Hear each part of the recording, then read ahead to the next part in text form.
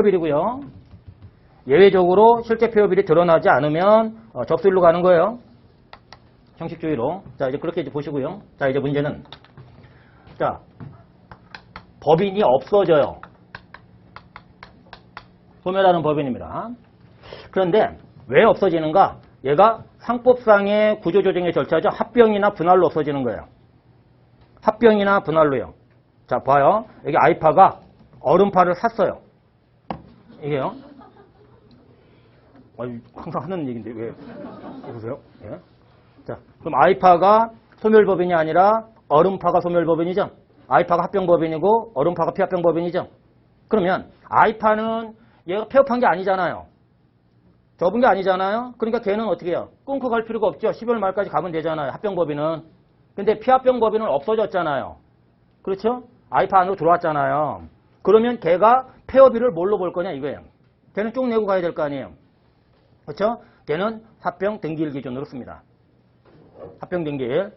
분할로 없어진 데 있죠? 분할하면서 분할 신설법인 만들면서 분할로 날렸다. 걔는 없어지잖아요. 그냥 분할 등기일까지. 과세기간이. 그래서 얘가 합병 등기일, 합병으로 날아간 법인 얘기하는 거예요. 합병으로 남아있는 법인 말고 합병 등기일, 예, 분할 등기일.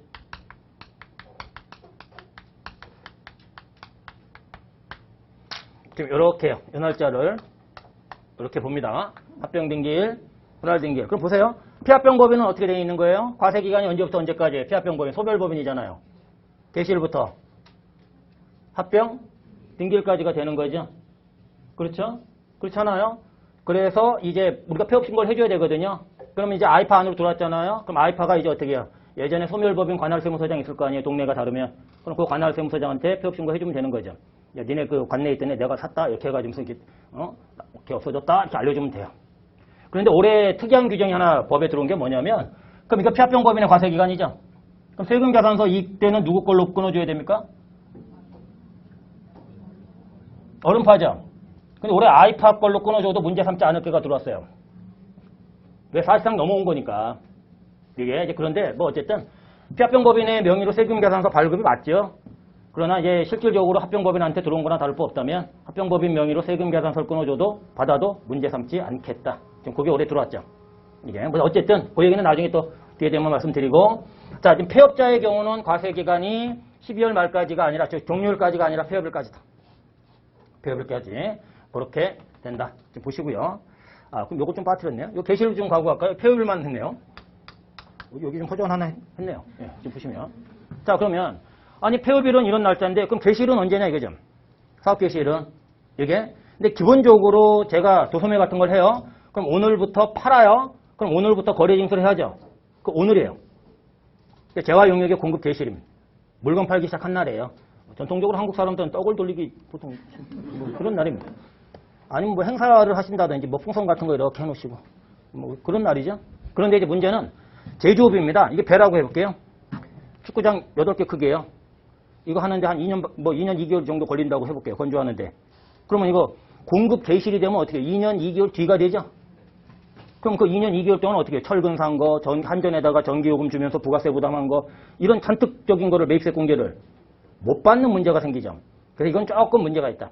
우리가 물건을 넘겨주면서 거래 징수하는 시점을 사업 개시일로 보는 게 원칙이지만 제조업 같은 경우는 만들기 시작한 날로 보자.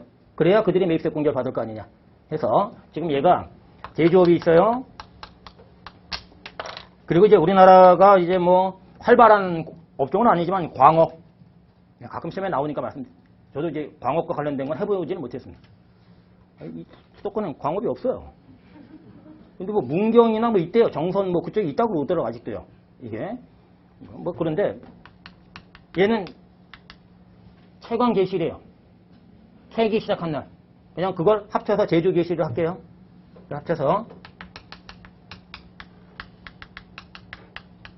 그리고 일반적인 업종이죠. 나머지. 이게 공급 개시일입니다.